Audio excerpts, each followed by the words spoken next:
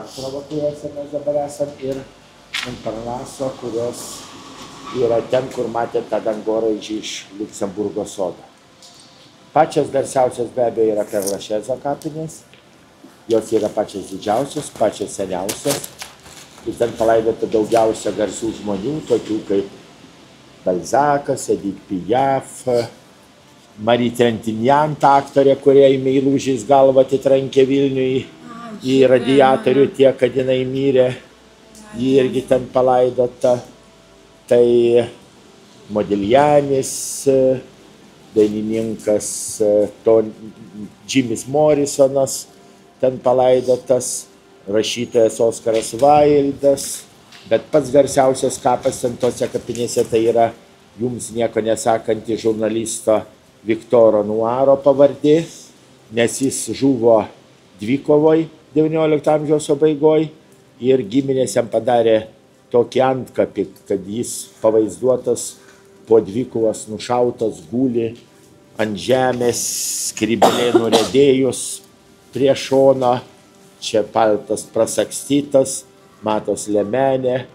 Dabar gali kilti klausimas, kodėl tas kapas yra pats populiariausias. Reikalas tas, kad jie padarė tą antkapį iš vario, kaip jis sakė, perlaidoti Montmartre kapinės, perlaidoje, nes šita moteris, Louisa Weber, sugalvojo šokti kankaną. Žinot kankaną? Tai va, jinai šoka į Moulin Rouge ir matot jos gyvenimo datos ir parašyta prancūzų šokio kankanos kūrėja, ji buvo pravardė Rajūnė. Žodžiu, kodėl Rajūnė? Todėl, kad Moulin Rouge, kai baigdavosi spektakliai, jų pereidavo per staliukus, kas buvo neišgerta, visko išgerdavo. Perpetuité. Tai reiškia išpirkta iki amžinybės, bet matot, apleistas, nieks nesirūpin, nieks negriauna. O čia kažkada buvo kapas, matyt, nieks nesirūpino, palaidojo jau 22 metais paskutinį. Girdėjai, kaip sakė, jeigu kapu nesirūpina, tai tą visą dėlę nugriauna. Ir kitus laidoja.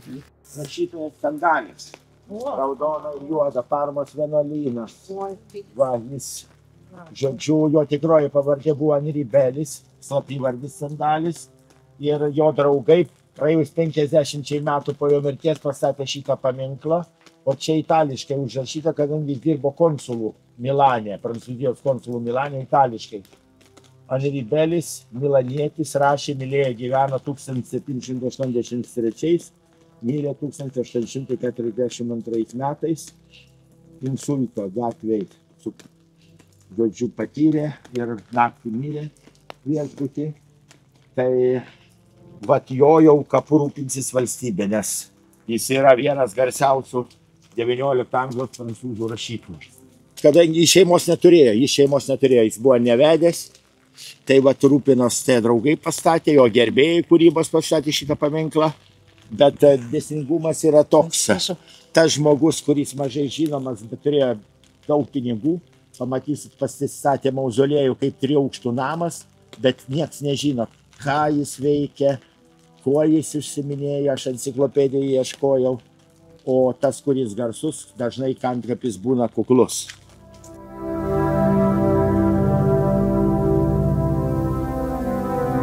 Tai čia yra paminklas Moulin Rouge savininkui, kuris mirė 1995 metais, būdamas 89. Šitą skulptūrą vadinasi atletas, todėl, kad jis jaunystėje buvo cirko akrobatų.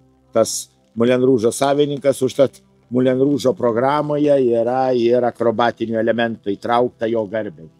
Ir Leženo Marko kapas. Visas enciklopedijas išieškojau, kas jie buvo, neaišku. Vieną aišku, turėjo daug pinigų. 3 aukštų namą buvo galim pastatyti. Iš šito medžiago, žiūrėkit, kiek čia dar eina.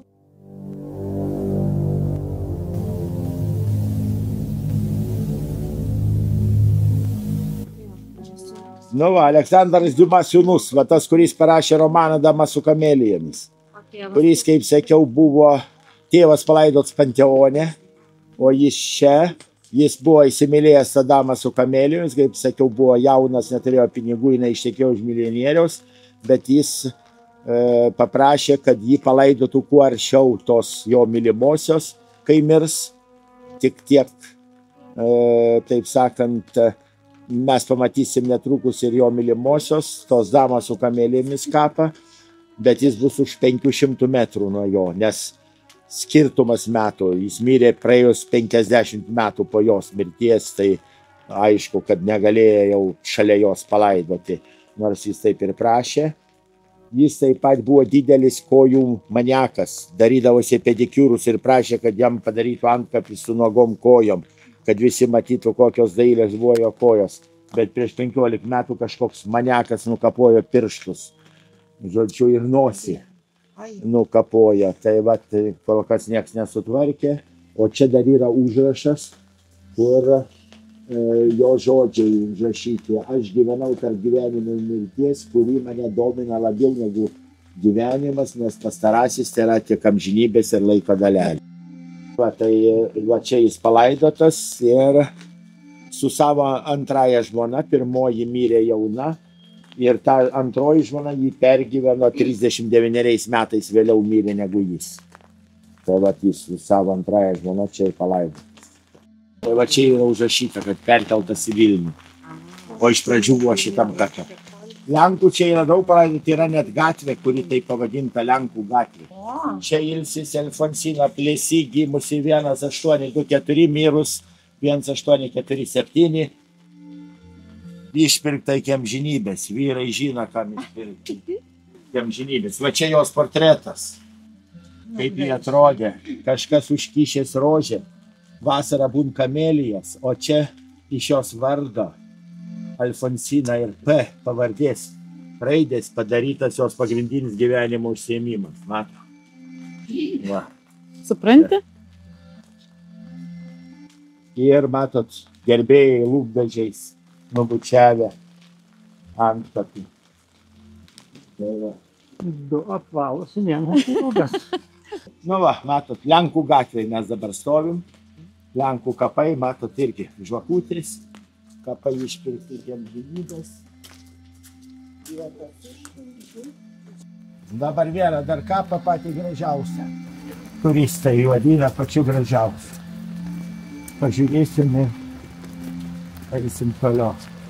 Ir pakeliui link jo, va čia bus kapas su kolonom. Eikit labai lėtai pro jį.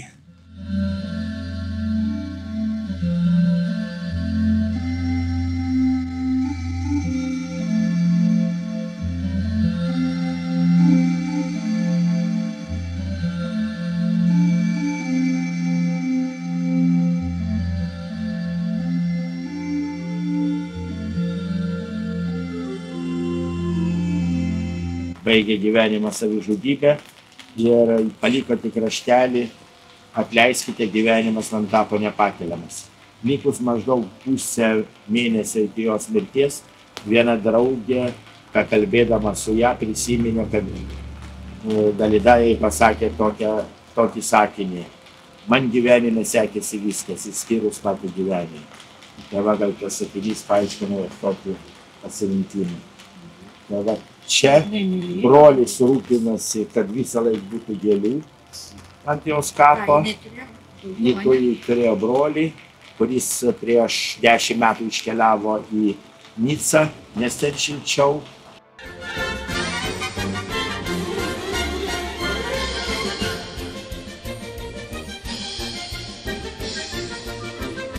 Lemon Rūžė buvai? Taip, buvau.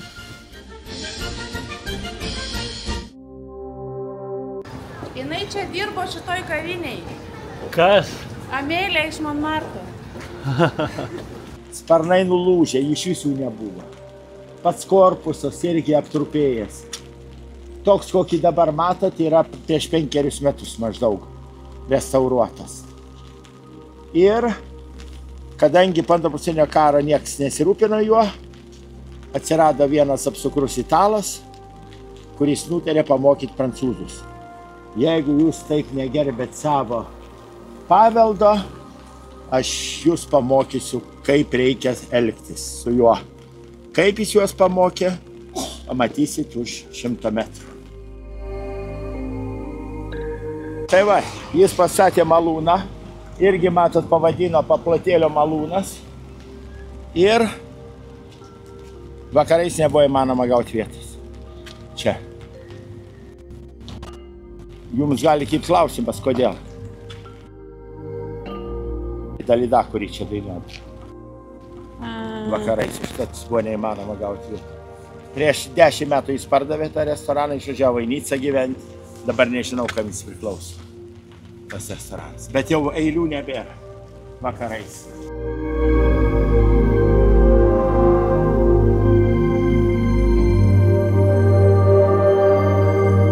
Ar nebūtų galima, aš sako, radau aikštę be pavadinimo. Pavadinti aikštę jos vardu. Miesto valdžia sutiko, sako, jeigu jūs padarysit Dalida į aikštę, aš pasižadu biustą pastatyti.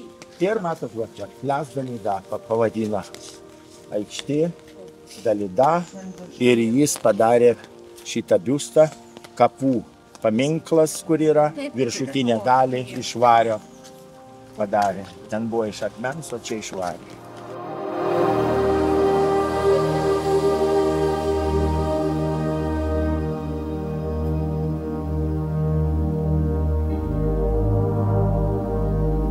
Šitame name, atkreipkite dėmesį, yra saulės laikrodis.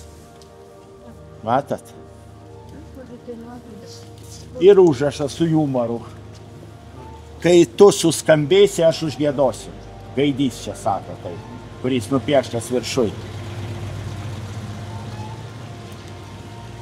Bet saulės laikrodis niekad nesuskambės, o nupieštas gaidys niekad neužgiedos. Paryžiuje yra 17 saulės laikrodžių. Labai gražus užrašai. Pats baisiausias užrašas yra po saulės laikrodžių botanikos sode. Jis skamba šitai. Šį akimirką, kai tu žvelgi į mane, tavo gyvenime gali būti paskutinė. Elektrinis. Elektrinis. Nu va, o čia kabaretas, kuris vadinasi Vikrusis triušis. 19 amžiaus vidury šitame kabarete gimė nauja tradicija. Susirinkę vakarienės metu, čia žmonės išgirsdavo, kaip dainuoja dainininkas. Ir jie sumokėdavo tam dainininkui per vakarienę už tas dainas. Ir paskui šitą tradiciją persikėlė į kitus kabaretus.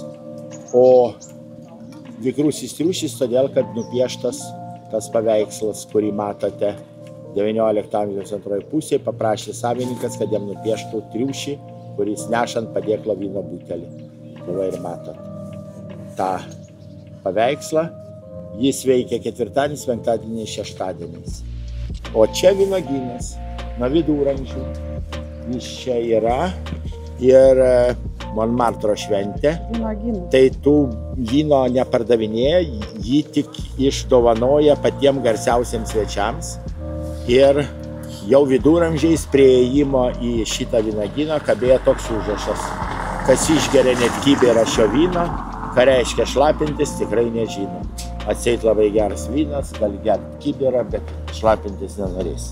Kolektyvas man paskambino, sako, mes norim Monmartre naujosius metus sutikti restoranėlį. Suraskit kokį nors. Nu, va, sakau, ir konsulatas. Čia Picasso būdavo, Toulouse-Lautrec'as, Renoiras, Van Goghas. Filmas buvo su Julia Roberts filmuojamas. O, tinka.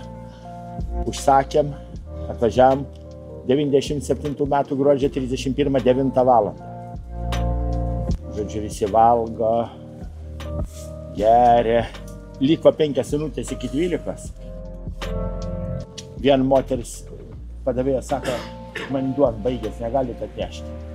Gerai, nubėga į virtuvę, atnešė, nu, žodžiu, tą pintinytę, uždengt su servetėlė. Jie nudengė servetėlę, tarakonai į ją, jis sušūko nesavų balsu.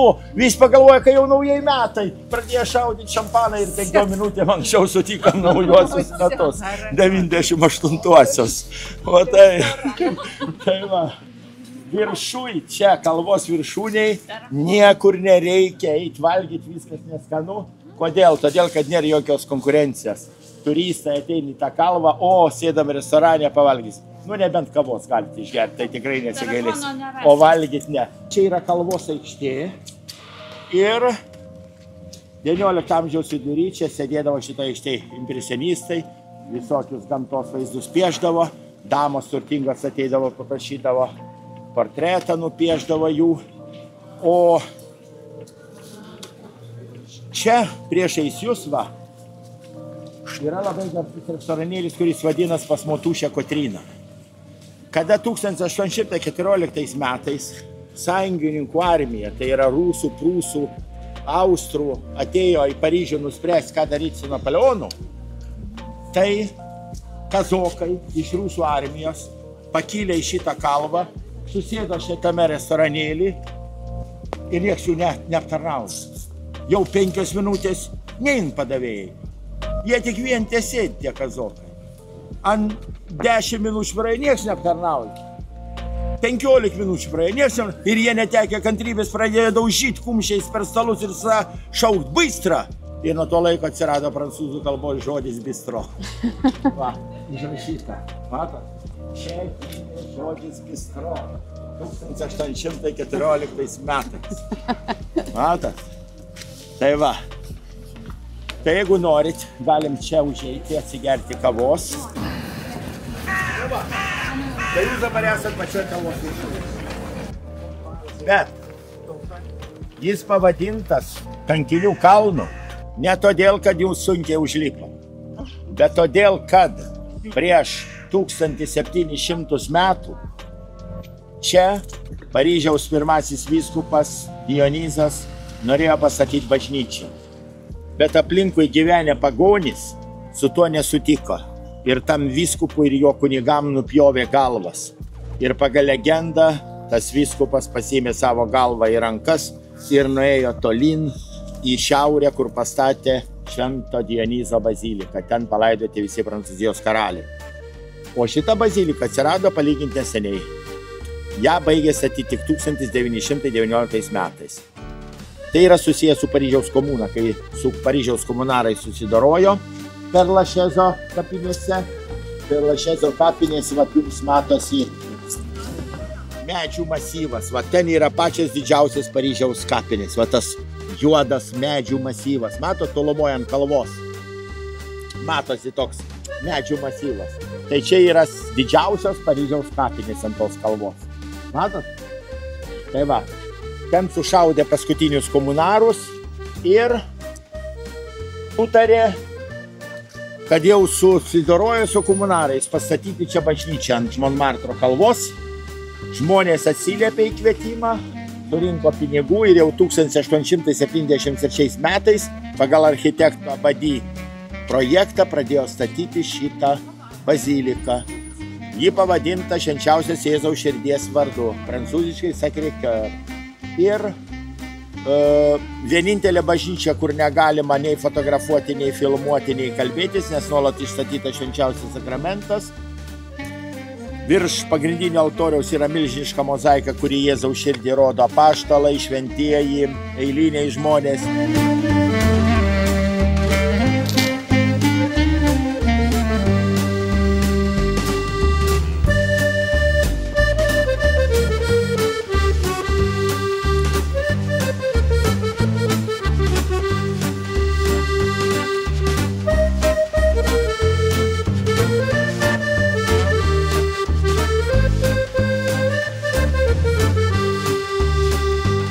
Nu ką, liūdna namo važiuoti.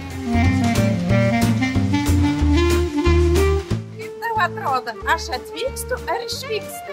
Oi, matau, be kepurės jau išvyksti. Kai tu atvyksti, tada būni su kepuriuku. Ir čimodanas būna pilnesnis, dabar taip pilnas, lauktuvai pilnas, nes sunkesnis. Kad nebūtų per sunkus. Va, Paryžius aeroportas. Matas, Paryžius. Finiš.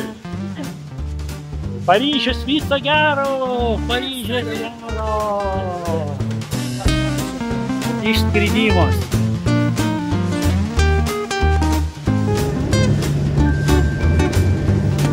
Mieli keleiviai, Prašome likti savo vietose prisisegus diržus iki tol, kol užges saugos diržo ženklas. Mes rekomenduojame būti